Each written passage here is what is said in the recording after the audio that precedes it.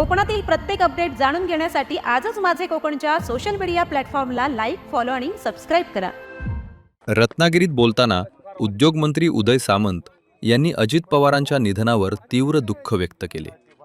ते म्हणाले की आजचा दिवस अत्यंत वेदनादायी असून आमचे संबंध राजकारणापलीकडचे होते.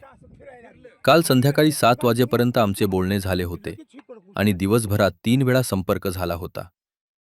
सामंत यांनी आठवण करून दिली की त्यांच्या राजकीय कारकिर्दीच्या सुरुवातीला दादांनी त्यांना मोठे सहकार्य आणि पाठिंबा दिला होता. जवळपास 25 वर्ष त्यांनी संघटनेत सोबत काम केले. अजितदादांचे ऑन द स्पॉट निर्णय घेण्याचे नेतृत्व सर्वांनाच प्रेरणादायी होते. उदय सामंत यांच्या मते दादांच्या कामाची पद्धत शिस्तबद्ध आणि अत्यंत वेगवान होती, ज्यामुळे संघटनेला बळकटी मिळाली. त्यांच्या जाण्यानं महाराष्ट्राच्या राजकारणात कधीही न भरून येणारी मोठी पोकळी निर्माण झाली आहे.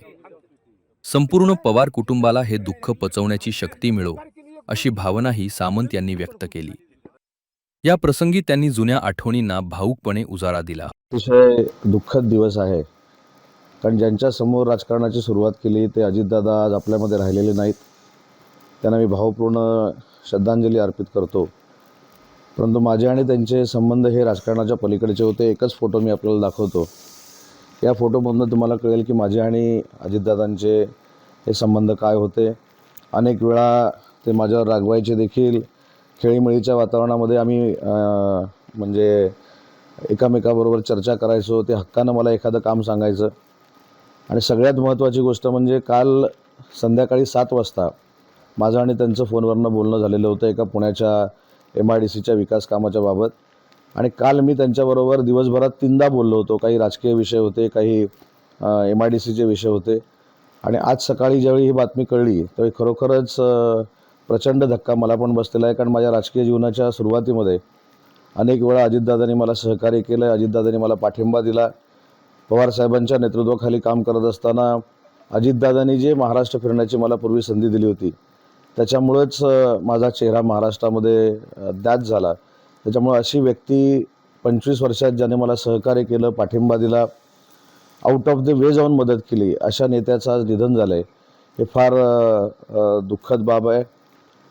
ईश्वर त्यांच्या आत्म्याला शांती देवो आणि त्यांच्या पूर्ण पवार कुटुंबियाला हे दुःख पचवण्याची शक्ती देखील परमेश्वरानं दिली पाहिजे, एवढीच माझी परमेश्वराचरणी प्रार्थना आहे. सोबत अगदी जवळ तुम्ही काम केले आहे. राजकारणात अनेक चढउतार देखील येत असतात. मंत्रिमंडळात काम करताना राज्याशी संबंधित धोरण आखताना निर्णय घेताना काही वेळा अडचणी येतात. अशा वेळेला कोणता निर्णय घेताना अजित पवारांचा पाठिंबा कसा असेल त्यावर एखादी आठवण? नाही, अजितदादांचं नेतृत्व हे रोखठोक नेतृत्व होतं. ऑन दी स्पॉट काम करणारं नेतृत्व होतं. 25 वर्षामध्ये संघटनेमध्ये देखील त्यांनी मला काम करण्याची संधी दिली होती. आणि सगळ्यात महत्त्वाची बाब म्हणजे उद्योगमंत्री झाल्यानंतर कशा पद्धतीनं कामकाज असलं पाहिजे ह्याचं अनेक वेळा मार्गदर्शन दादांनी मला केलं. आणि सगळ्यात महत्त्वाचं गोष्ट माझ्या राजकीय जीवनामध्ये पहिला जो 15 वर्षाचा टप्पा होता, 20 वर्षाचा टप्पा होता, हे सगळे राजकीय वर्ष मी अजितदादांबरोबर काढलेली होती. आणि म्हणून एक फार मोठं दुःख माझ्यासारख्या कार्यकर्त्याला झालेलं आहे. आणि अजितदादांचं जाणं हे महाराष्ट्राच्या राजकीय वातावरणातली फार मोठी पोकळी आहे आणि ती कधीही भरून येऊ शकत नाही.